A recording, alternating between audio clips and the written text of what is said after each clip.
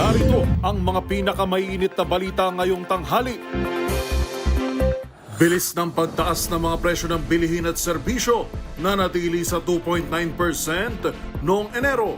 Illegal na pasugalan sa loob ng Manila North Cemetery, ni-raid ng MPD.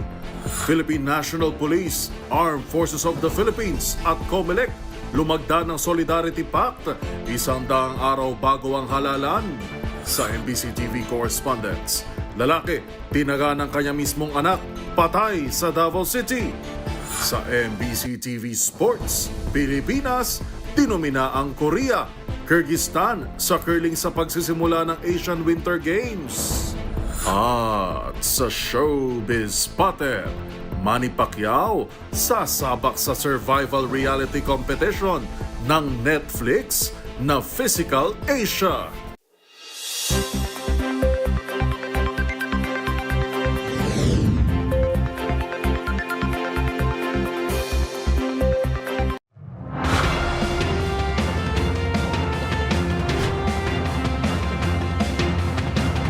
Bawat balita, makabuluhan. Bawat kwento, makapangyarihan. Boses ng Pilipino para sa Pilipino. Live mula sa MBC TV Studio. MBC TV Network News.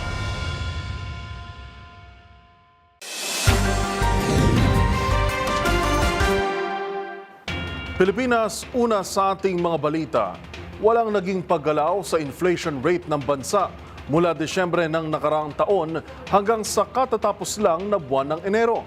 Nananatili ito sa 2.9% batay sa pinakahuling tala ng Philippine Statistics Authority o PSA. Ang mga naitalang bilang ihahatid ni Dustin Bayog.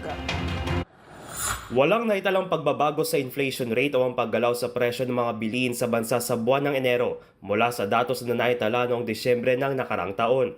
Ayon sa Philippine Statistics Authority o PSA, nanatili sa 2.9% ang inflation rate sa pagpasok ng taon na walang pagbilis o pagbagal na naitala mula sa sinundan nitong buwan. Paliwanag ni PSA Undersecretary at National Statistician na si Dennis Mapa, pinakamalaking nakaambag ang food at non-alcoholic beverages sa kabuang inflasyon na mayroong 50.3% share.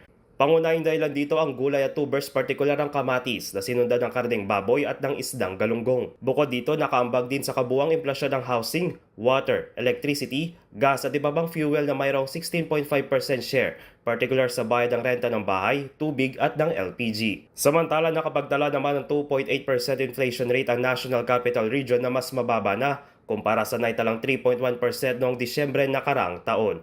Para sa MBC TV Network News, ito si Dustin Bayog ng DZRH TV, una sa Pilipinas, una sa Pilipino. Sinalakay ng mga tauhan ng Manila Police District ang isang iligal na pasugalan sa loob ng Manila North Cemetery kaninang umaga. Maliban dito, talamak din daw ang inuman at videoke tuwing gabi. Ang balitang yan sa pagtutok ni Boy Gonzales. Sinalakay ng mga tauhan ni Police Colonel Jang Gyagi, hepe ng Manila Police District Intelligence Unit at Santa Cruz Police Station 3 ang iligal na pasugalan sa loob mismo ng Manila North Cemetery. Partikular ang pwesto ng Video Carrera sa 2nd Street kung saan dito na rin umano ginagawa ang Cara Cruz, Tong-its at iba pang sugal. Bukod sa pasugalan, inirereklamo rin ng ilang caretaker ang inuman at videoke tuwing gabi. Walang naaresto dahil biglang nagpulasan ang mga suspect ng operator at tauhan ng Video Carrera nang dumating ang mga pulis. Kaugnay nito, inaalam na ng Manila Police District kung kasabwat umano ang mga gwardya ng City Security Force sa illegal na gawain, lalo na't nakapasok ang Video Carrera at videoke machine kung saan pinapayagan ng mga ito mano ang inuman sa loob ng Manila North Cemetery. Dagdag pa ng mga otoridad, nagiging taguan na rin ng mga kriminal ang naturang sementeryo. Wala pa naman pahayag ang pamunuan ng Manila North Cemetery, gayon din ang lokal na pamahalaan ng Maynila sa naturang insidente. Para sa MBC TV Network News, ito si Boy Gonzales, una sa Pilipinas, una sa Pilipino.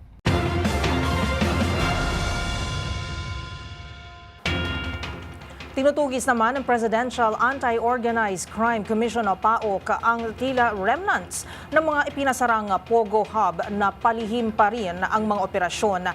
Ang siste ng mga small-scale Pogos na ito magrerenta ng resort at doon isasagawa ang scam at iba pang kabulastugan.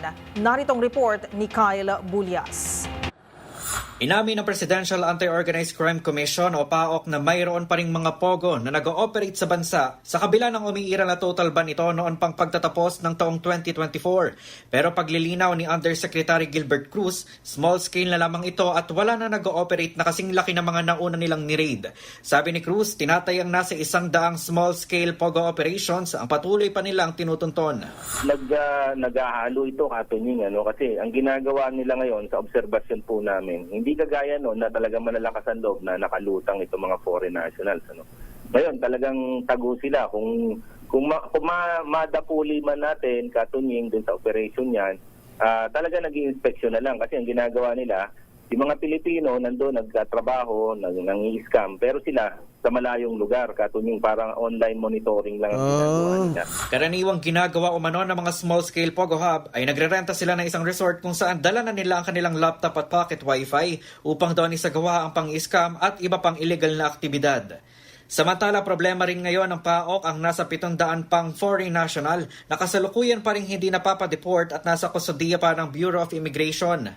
Ani ay bukod kasi sa sinasagot ng pamahalaan ng kanilang deportation ticket, pinopondohan din ang pangkain at pagpapagamot sa kanila. Pero sinabi ni Cruz na nakikipagtulungan na ang mga foreign embassies tungkol sa naturang gastusin.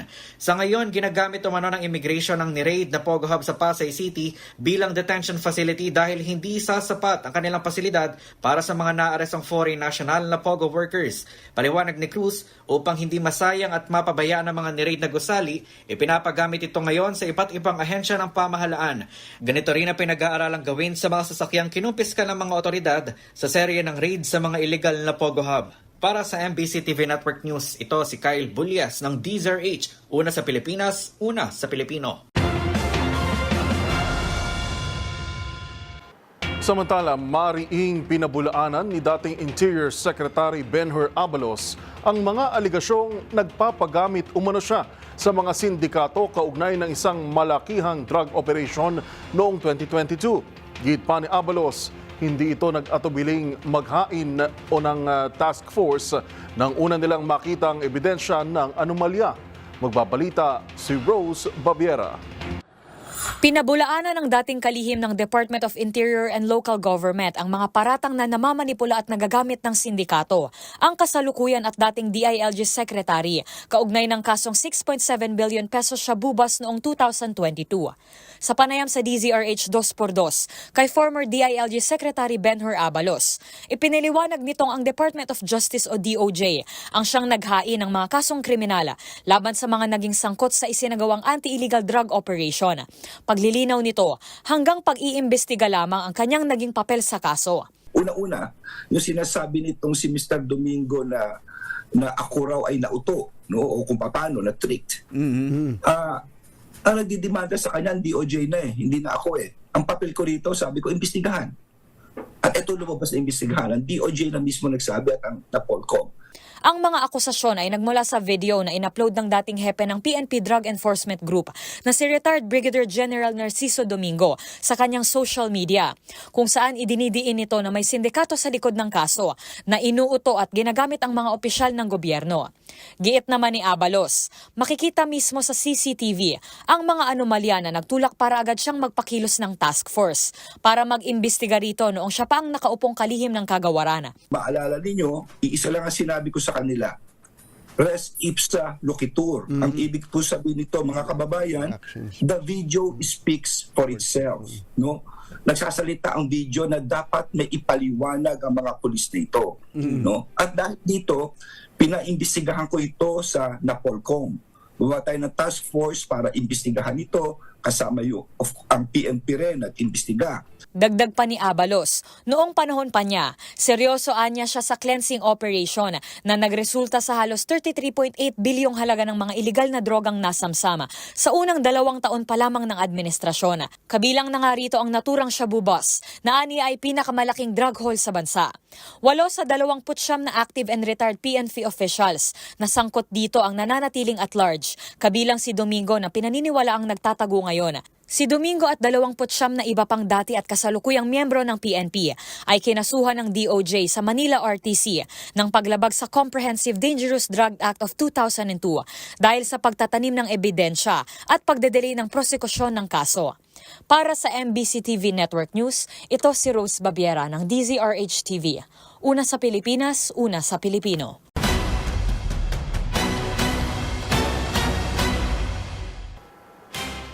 Isang daang araw bago ang 2025 midterm elections, nagsama-sama ang iba't ibang sangay ng gobyerno upang lagdaan ng isang Solidarity Pact. Layong isulong ng seremonya ang pagkakaisa ng pulisya, militar at COMELEC para tiyakin ng isang matagumpay at mapayapang halalan. Magbabalita si Edniel Parosa. Opisyal nang inilunsad ng pulisya, militar at Commission on Elections ang mga formal na paghahanda 100 araw bago ang 2025 midterm, local at Bangsamoro elections. Sabayang isinagawa ang seremonya rito sa PNP headquarters sa Campo Crame hanggang sa iba pang regional offices ng pulisya sa buong bansa. Lumagda ng Solidarity Pact sina PNP Chief Police General Romel Francisco Barbil, AFP Chief of Staff General Romeo Bronner Jr. at ang poll body sa pamamagitan ni Attorney Rex Lodianco para maidiin ang maayos at mapayapang halalan. Sa kabila rin ng naunang pagkwestiyon ng COMELEC, inilatag ni Marbil ang revitalized katok ng PNP na layong masukol ang loose firearms na posibleng magamit ng private armed groups. Nakaparada rin sa tapat ng PNP Multipurpose Hall ang 372 unit ng motorsiklo at 130 4x4 vehicles na nakatagdang ipadala sa mga pulis sa rehiyon ngayong election period.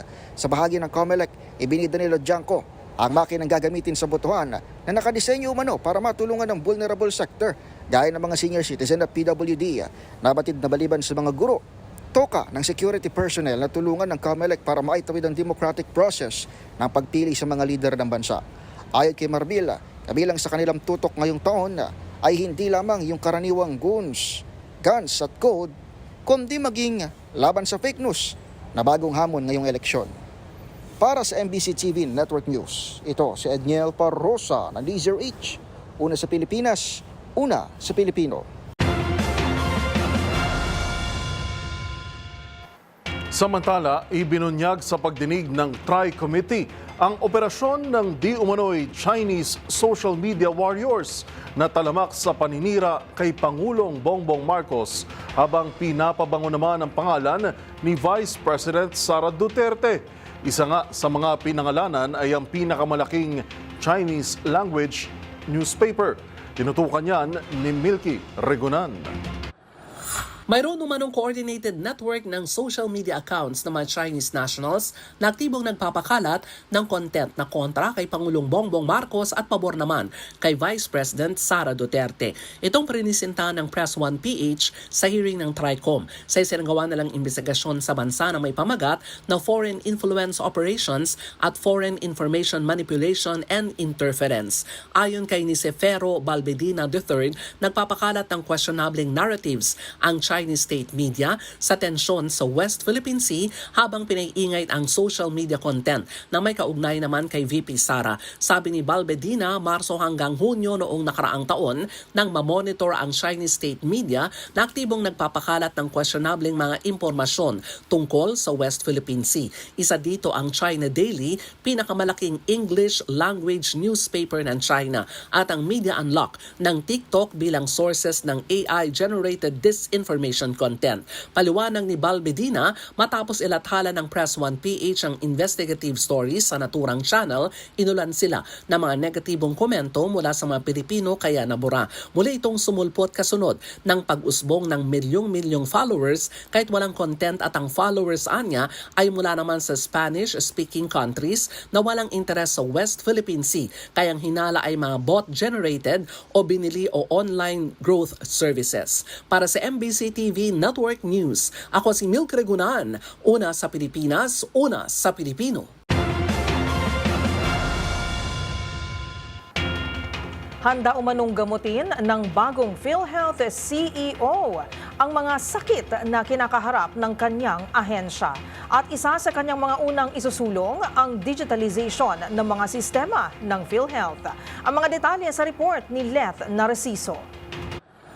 Aminado ang bagong President and CEO ng Philippine Health Insurance Corporation na malaking hamon ang kanyang kinakaharap sa pag-upo sa ahensya. Pero bilang doktor, sanay naman daw si Dr. Edwin Mercado na maramdaman ang hinaing ng mga pasyente. Sa press briefing sa Malacanang, sinabi ni Mercado na tinitingnan niya ang PhilHealth na may sakit at aaralin kung ano ang lunas. Ayon kay Mercado, una niyang titingnan ang mga proseso sa PhilHealth kung paano magiging mas episyente ang serbisyo. Prioridad nito ang digitization para mapabilis ang proseso ng claims. Ilang porsyento kasi anya ng claims na bumabalik sa mga ospital ay dahil lang sa minor issues gaya halimbawa ng maling spelling at kulang na attachments. Tututukan rin anya ng PhilHealth ang pagpapalawig ng mga benepisyo gaya ng utos ni Pangulong Ferdinand Marcos Jr. Ang marching order po ng Pangulo natin ay palawigin ng benefit. Kapag may datos na po tayo kung magkano po talaga yung gagastusin para i-maintain yung level of care, ay mas madali po nating palagay ko maididepensa yung mga susunod na budget. At definitely makakahingi po tayo ng pandagdag kung sakali man base doon sa ating datos. Para sa MBC TV Network News, ito si Leth Narciso, una sa Pilipinas, una sa Pilipino.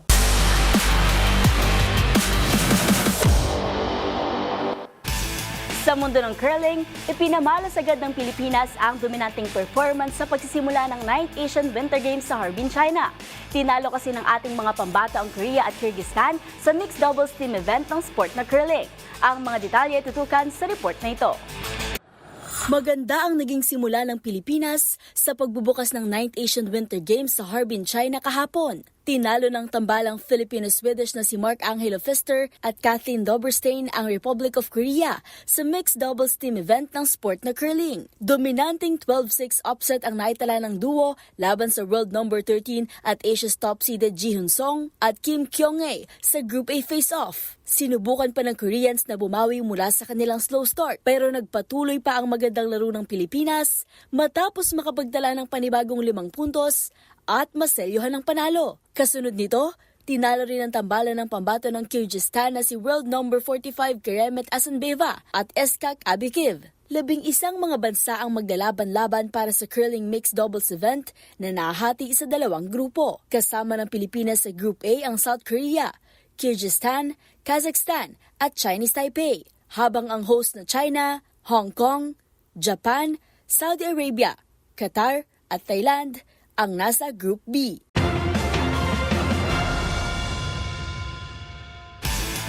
Sa aming pagbabalik, isang long-time MPL Philippines host, malungkot na inununsyo ang pamamaalam sa liga. Kung sino siya, tutok lang sa MBC TV Network News.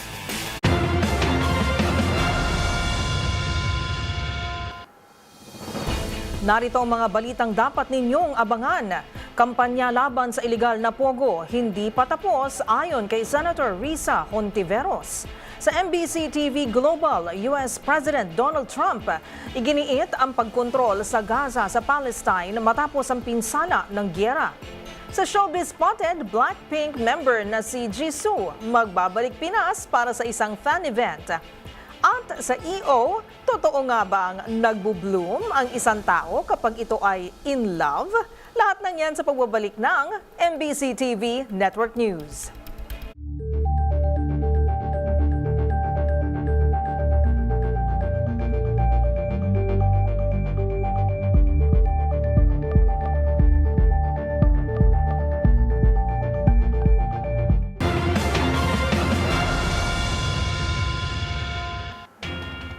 Inalmahan naman ng mga retiradong tauhan ng Philippine Coast Guard ang mataas na kaltas sa kanilang pensyon na umaabot sa humigit kumulang 10,000 piso. Ang kwento sa likod ng balita, binabantayan ni Boy Gonzales. Muling umapila ang mga retiradong tauhan ng Philippine Coast Guard kay Pangulong Ferdinand Marcos Jr. na solusyonan ng kanilang problema kaugnay sa malaking kaltas sa halaga ng pensyon na kanilang tinatanggap. Sumugod kaninang umaga ang mga retirees sa headquarters ng PCG para ibulalas ang kanilang hinaing na 7 taon na silang nagtitiis sa naturang kaltas sa kanilang monthly pension. Karamihan sa kanila ay kinakaltasan umano ng halagang 8,000 hanggang 12,000 piso kung saan malaking bagay na daw ito para pandagdag sa kanilang gastusin at panggamot. Ayon kay Josefina Romero, representative at asawa ng isa sa mga retirees, panahon ng Duterte administration nang ipatupad ang Section 18 ng RA 9993 kung saan obligado silang kaltasan sa kanilang pensyon. Kapaliwanag nila, taliwas ito sa inilabas na Executive Order number 475 at 477 na nilagdaan naman ni dating Pangulong Fidel Ramos kung saan nakasad na walang mababago at walang mababawas sa pensyon na kanilang tinatanggap. So pinaghahawakan namin lahat yan. Umaasa kami dahil alam mo sir, yes po ma'am, 7 taon na, 8 taon na silang binawasan. Hindi ba kayo naawa sa kanila? Magwawalang taon. Ngayon, ito pang masaklap para malaman ng lahat.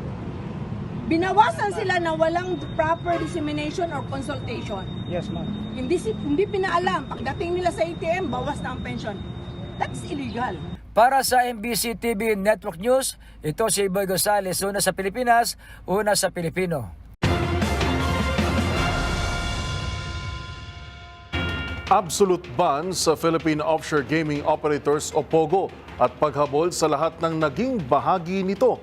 Ito ang mariing iginiit ni Senator Risa Ontiveros sa kabila ng naunang direktiba ng Pangulo. Ayon sa Senadora, marami pang dapat gawin, kabilang na ang pagpapalakas ng ating border security. Narito ang report ni Raymond Dadpaas. Hindi pa tapos ang laban kontra sa Philippine Offshore Gaming Operators o POGO. Kahit may direktiba na si Pangulong Bongbong Marcos na dapat ay tapos ng operation nila sa bansa noong December 31, 2024 sa ilalim ng Executive Order number 74 na inisyo ng Malacanang. Ayon kay Senador Risa Hontiveros, hanggang ngayon ay tuloy ang operation ng mga POGO sa bansa dahil nagbabagong anyo na ang mga ito. Ilan sa kanila ay nag-ooperate na sa mga kilalang hotel dito sa Metro Manila. Sa pamagitan ng Committee Report number 514, inilahad ni Hontiveros ang kanyang mga rekomendasyon pagkatapos ng halos 3 taon na pag-iimbestiga sa POGO. Pangunahin ang pagbalangkas nila ng panukalang batas na tuluyan ng magbabawal sa operasyon ng POGO at lahat ng kalintulad na operations gaya ng mga online games of chance sa mga POG-operated casinos, licensed casinos o mga integrated resorts na may junket agreements. Kasuhan ng mga local officials gaya ni Sual Pangasinan Mayor Liseldo Dong Kalugay at kanyang mga staff na nag-facilitate sa pagnotaryo sa counter affidavit ni Mayor Alice Go kahit wala na siya dito sa Pilipinas. Ganon din ang mga taga-Bureau of Immigration na sangkot sa human trafficking. Iporsige ng mga kaukulang ahensya ng pamahalaan at kasuhan ng magkakapatid na sina Michael Yang, Tony Yang at Hong Jiang Yang sa paniniwalang sangkot ang mga ito sa possible intelligence para sa dayuhang bansa at ayusin ang sistema ng issuance ng mga visa upang magkaroon ng iisang database gaya sa Homeland Security sa Estados Unidos kung saan makikita ang lahat ng mga visa information ng sino mang nagnanais na pumasok sa ating bansa. Pinasalamatan ni Ontiveros ang lahat ng kanyang mga kasamahan sa Senado, partikular na si Senador Sherwin Gatchalian na kanyang nakatuwang sa pagpursige ng investigasyon sa mga POGO sa bansa. Para sa MBC TV Network News, ito si Raymond Dadpaas ng DZRH, una sa Pilipinas, una sa Pilipino.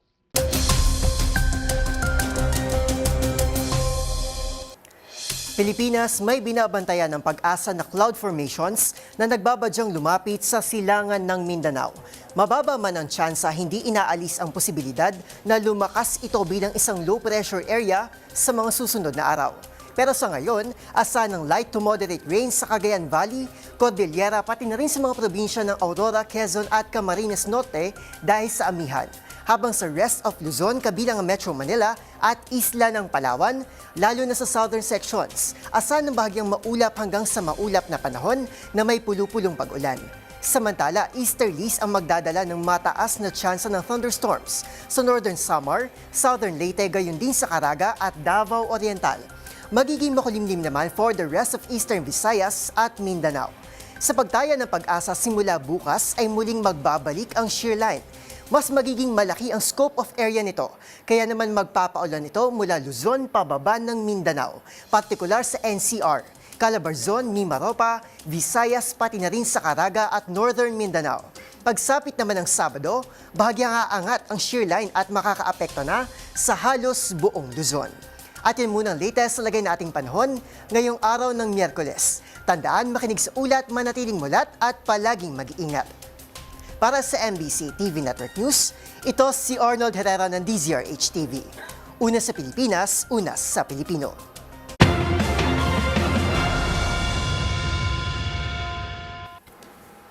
Arestado ang alkalde ng Nabalawag sa Cotabato kasama ng kanyang 3 close-in security matapos mahulihan ng baril sa isang checkpoint sa Toril, Davao City. Kinilala ang nahuling opisyal na si Anwar Saluang, acting mayor ng Special Geographic Area sa Bangsamoro Autonomous Region in Muslim Mindanao. Hinarang sa checkpoint ang pickup lulan ang 49-year-old na mayor, 2 bodyguard at isang driver dakong alas 10 kagabi. Pero nang siyasatin, nakita ng pulis ang hindi bababa sa 2 baril sa loob ng sasakyan. Kasama ng 2 ring magazine na may mga bala.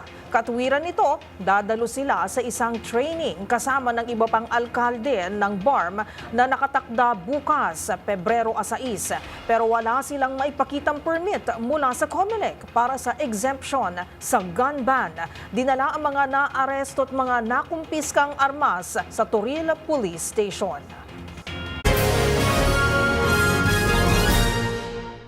Bumisita naman sa White House si Israeli Prime Minister Benjamin Netanyahu upang makipagpulong kay United States President Donald Trump kaugnay ng nagpapatuloy na hidwaan ng Israel at Hamas. At isa nga sa naging punto ay ang paninindigan ni Trump sa pagkuha ng kontrol sa Gaza, Palestine at ang pagsuporta sa muling pagbangon ng rehiyon. Yan at iba pang mga napapanahong balita mula sa iba't ibang panig ng mundo sa Global Headlines Report ni James Galange. Sa pakikipagpulong ni United States President Donald Trump kay Israeli Prime Minister Benjamin Netanyahu, iginit ito na hindi titigil ang Estados Unidos sa pagpapadala ng mga sundalo upang suportahan ang muling pagtatayo ng Gaza. Binanggit din niya ang kanyang pananaw na magkaroon ng pangmatagalang pagmamayari ang US sa muling pag-unlad ng nasabing teritoryo. Magbibigyan niya ang Amerika ng mga pabahay at trabaho para sa mga mamamayang naapektuhan ng gyera. Samantala, balita naman mula sa Sweden, umakyat na sa 11 ang bilang ng mga nasawi sa nangyaring mass shooting sa isang adult school sa Örebro, Sweden. Ayon sa mga otoridad, kasama rin sa mga nasawi ang suspect habang hindi pa tukoy ang bilang ng mga sugatan mula sa nangyaring insidente. Sa ngayon, iniimbestigan pa ang naging motibo sa likod ng krimen, pero sa inisyal na investigasyon, hindi raw nakikita na isang terrorism attack ang nangyaring pag-atake. Sa iba pang balita, dali-dali namang inilibing ang nasa 2,000 bangkay ng mga biktima sa nangyaring kaguluhan noong nakaraang linggo sa Goma, Eastern Congo. Ito ay dahil sa pangambang pagkalat ng sakit sa syudad mula sa mga naagnas na bangkay na nagkalat sa mga daan ng sakupin ng M23 rebels ang naturang lugar. Sa ngayon, nagdeklara naman ng ceasefire o tigil putukan ang rebeldeng grupo dahil na rin sa patuloy na pagtaas ng bilang ng mga idinadala sa ospital na umakyat na sa mahigit 3,000 pasyente. At yan naman nakalap nating balita mula sa iba't ibang panig ng mundo. Para sa MBC TV Network News, ito si James Galange ng DZRH TV, una sa Pilipinas, una sa Pilipino.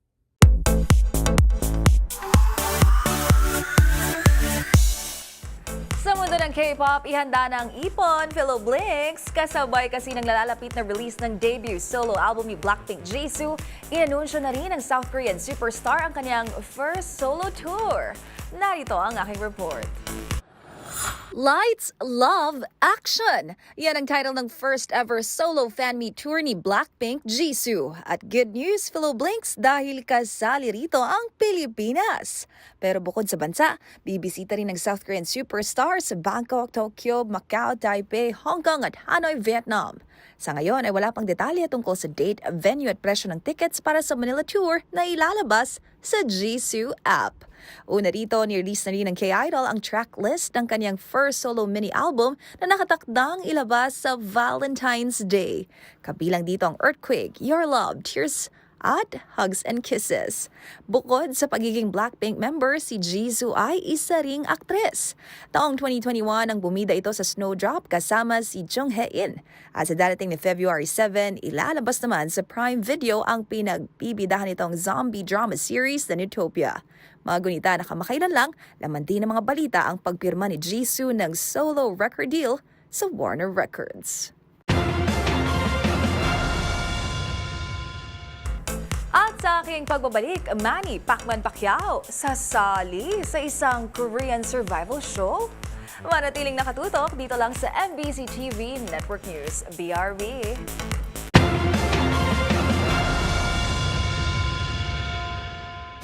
Abangan sa aming pagbabalik sa Bakit Ikaw DZRH series, pakinggan ang depensa ni Representative Camille Villar kaugnay ng issue umano ng land grabbing. Sa MBC TV Sports, longtime host ng Mobile Legends Professional League PH, nagpaalam na.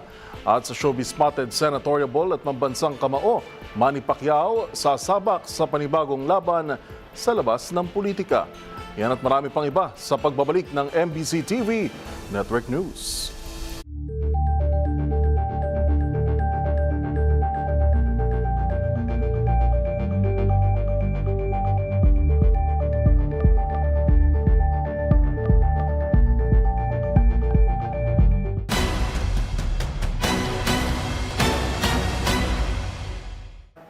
Sa pagpapatuloy ng ating balitaan, tahasang inalmahan ni senatorial aspirant Camille Villar ang alegasyon na magnanakaw di umano ng lupa ang kanilang pamilya. Kasabay nito ay binahagi rin ni Villar ang mga platapormang isusulong nito kung mabibigyan ng pagkakataong maupo sa Senado. Ang kanyang pagsalang sa Bakit Ikaw, the DZRH election interviews, tinutukan ni Wina Hesoro.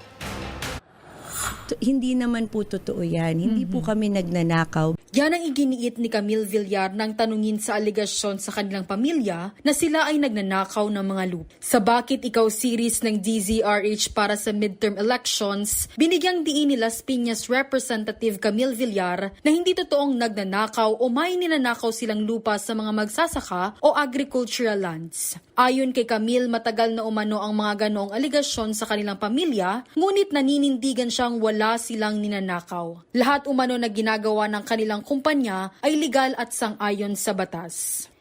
Lahat naman po ng property na aming dinidevelop or ginagawang subdivision ay ginagawa ay duly compensated naman po at ayon sa batas ng Pilipinas at hindi po naiiba sa ginagawa ng iba't ibang mga developers dito sa Pilipinas. So wala naman po kaming illegal na ginagawa. Samantala, ilan sa mga hinaing ng mga tindera ay ang mga matataas na presyo ng mga bilihin, kaya't isusulong umano ni Camille sakali mang maging senador ay ang mga batas, pulisiya at programang mapataas ang kita ng bawat Pilipino. Ang alam ko pong magagawa po natin ay siguraduhin na ang ating mga kababayan, katulad nyo po, ay merong sapat na kita. Is ko po kayong tulungan or dapat ang ating mga leader ngayon ay siguraduhin na dumami na po talaga ang supply ng ating mga pangunahing bilihin katulad ng bigas, doon sa palengke po ay pork para mas mapababa na po natin ang presyo ng ating mga bilihin. Gusto rin umano niyang pag-aralan at isulong kung ano ang mga nakakaapekto sa pagtaas ng interes o mga materyales para sa pagtatayo ng bahay upang makapagbigay umano ng mas mababang interes sa mga pabahay. For example, dun sa ating government housing projects, dapat po magtulungan po ang public at ang private para magkaroon ng murang pabahay. At dun mismo sa government projects, dapat siguraduhin natin na affordable po ang mga housing na ino-offer natin sa ating mga kababayan. One of the keys kasi sa pabahay ay low interest rates. Giit pa ni Camille, nais niyang mag-focus sa mga solusyong magagawa agad at tapusin na ang mga debate maging ang mga awayan sa gobyerno para sa ikauunlad ng ating bansa. Yung mga efficient na solutions, yung mga karapat-dapat na solutions, yung pinag-aralan na solutions, yan po ang dadali natin sa Senado at talagang ang layunin natin ay mas maparami po ang trabaho at hanap buhay ng lahat dahil dyan po gaganda ang ating buhay. Para sa MBC TV Network News, ito si Wina Hesoro ng DZRH, una sa Pilipinas, una sa Pilipino.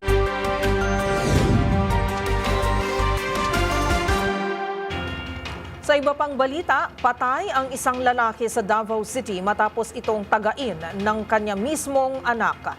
Yan at ang iba pang mga rumarapidong balita mula sa probinsya, hatid ng iba't ibang istasyon sa ilalim ng MBC Media Group.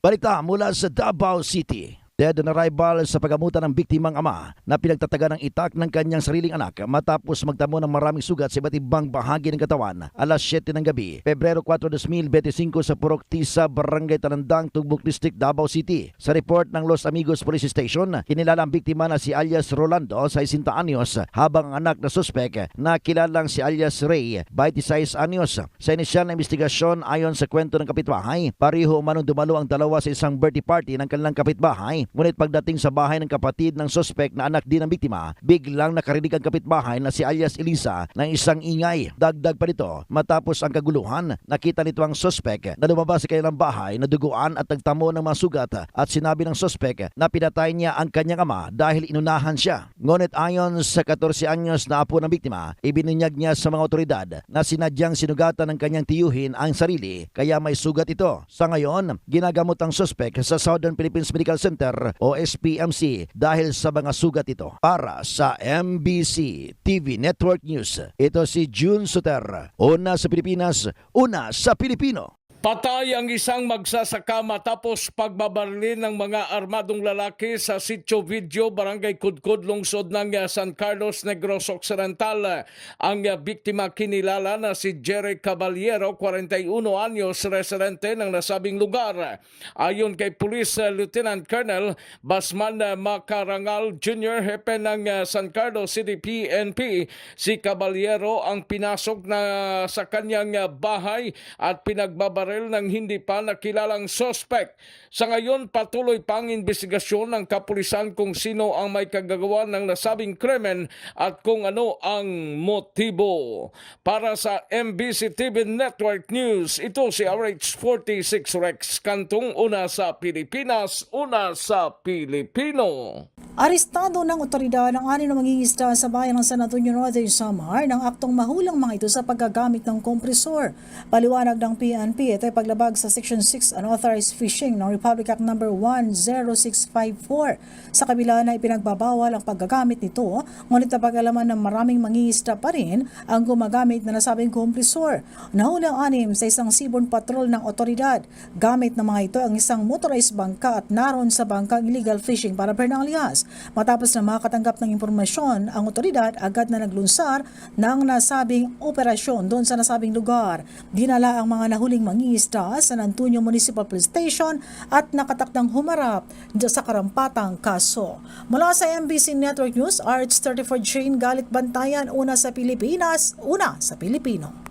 Patay ang 18 anyos na binata matapos maaksidente habang sakay ng kanyang motorsiklo sa bayan ng Rosales. Sa ulat ni OIC Chief of Police Major Noel Cabakungan, mabilis na binabagtas ng biktima na si Roland Teledilpin ang National Highway ng Barangay Carmen East sa nasabing bayan papuntang Hilaga nang mawalan ito ng kontrol sa manubela at bumangga sa puno sa gilid ng daan. Sa lakas ng impact na bali ang harapang shock ng motorsiklo at humiwalay kasama ang gulong habang bumalibag naman ang katawan ng biktima. Kaya nagtamo ito ng matinding sugat sa ulo at iba pang bahagi ng katawan na inaatakbo pa ito sa paggamutan subalit hindi na umabot ng buhay. Nabatid na nangangamoy alak ang biktima nang maganap ang aksidente.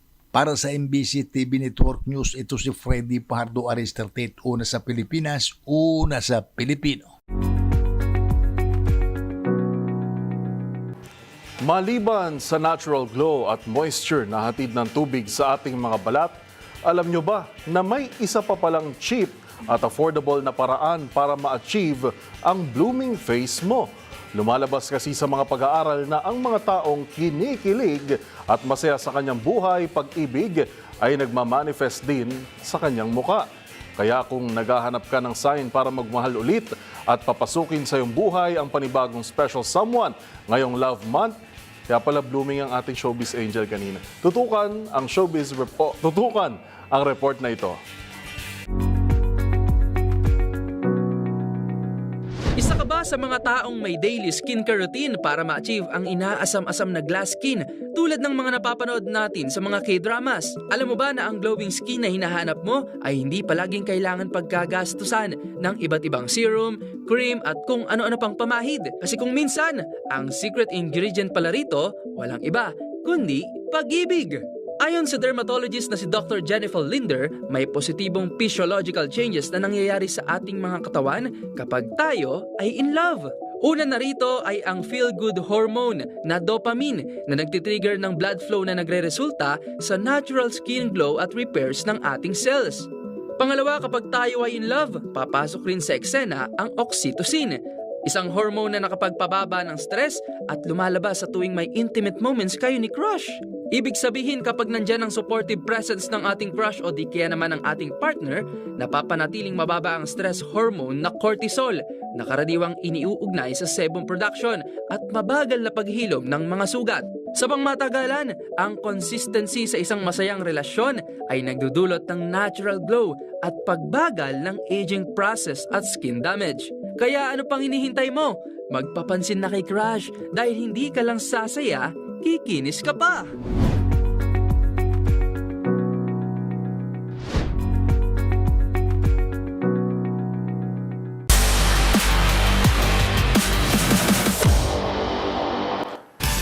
Sa mundo ng esports, marami ang nagulat na MPL Philippines fans matapos i-anunsyo ng longtime host nitong si Mara Aquino ang kanyang pag-alis sa liga. Ang kanyang dahilan at mensahe sa MLBB community, alamin sa report na ito. Oras na para itanghal natin ang pinakamalakas sa Pinas! Kilala sa kanyang mahusay na hosting at ilang iconic na linya. Pasok. Casters. Pasok. Casters. Pasok. Casters. Pasok. Casters. Pasok. Thank you for tuning in for the latest around the world of competitive MLBB. Now let's head back to action. It's going to be Game 3 between Fnatic Onyx Philippines and Aurora MLBB. Pakita pa rin natin ang tunay na lakas ng Pinas. Keep it good vibes everybody and see you in M6. Nagdesisyon na ang longtime Mobile Legends Bang Bang host na si Mara Aquino na tuluyang umalis sa MPL Philippines matapos ang 4 na taon. Ibinalita ni Aquino ang kanyang pamamaalam sa liga kahapon at sinabing hindi naging madali ang naturang desisyon. Maliban kasi sa trabaho niya ang pagiging isa sa boses at mukha ng talents ng MPL, itinuturing niya na rin itong tahanan, pamilya at buhay. Dagdag pa nito, bagamat mahirap ang kanyang pag-alis, naniniwala siyang ito ang tamang desisyon para na rin sa kanyang growth. Nagsimulang gumawa ng pangalan si Mara bilang host ng PBA Halftime Quiz Show. Pinasok nito ang mundo ng MPL noong Season 7 at nagkaroon din ng pagkakataong dalhin ang kanyang talento sa hosting sa international stage sa M3 World Championship noong 2021 sa Singapore at sa M5 World Championship na ginanap sa Pilipinas noong 2023. Samantala, isang heartfelt goodbye naman ang ibinahagi ng MPL Philippines para sa pag-alis ni Aquino. Binigyang halaga nito ang boses ng 2023 Best Filipino Talent sa Liga at ginudlock ito sa kanyang bagong journey. At yun ang mga latest updates sa mundo ng sports. Para sa MBC TV Network News, ito si Millie Borja, una sa Pilipinas, una sa Pilipino.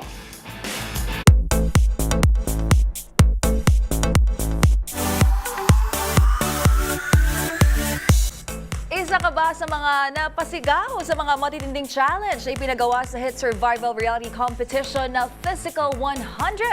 Ngayong 2025 kasi kasado na ang panibagong edisyon nito. At sa pagkakataong ito, isang Pinoy po ang sasabak sa naturang Netflix show. Walang iba kundi si pambansang kamao Manny Pacquiao. Narito ang aking report. Masusubukan sa isang survival reality competition ang lakas ni Filipino boxing legend Manny Pacquiao. Si Pacman nasa South Korea na para sa Physical Asia, ang spin-off ng Netflix hit show na Physical 100. At kung ang naunang 2 seasons, mga atletang taga South Korea lamang ang kasali, ngayon manggagaling na sa iba't ibang panig ng Asia ang contestants. At sa newest edition nito, team competition na ang atake o nangangahulugang kapag may natalong miyembro sa isang team, eliminated na raw agad ang buong grupo. Sa mga picture ngang ni-release ng Netflix, makikita ang kasama ng boxing icon ang kanyang very supportive misis na si Jinky Pacquiao. Marami naman ang agad na excite at bumuhos din ng mga kwelang hirit. Gaya ng anyong haseo ang laban na to at Opa Pacquiao. Magunita na sa dami ng mga tumutok sa Physical 100, nasungkit nito ang titulo bilang kauna-unahang Korean reality series na nag-1 sa Global Top 10 non-English TV series sa Netflix. At ayon sa streaming giant, 4th quarter ng taon nakatakdang ilabas ang Physical Asia.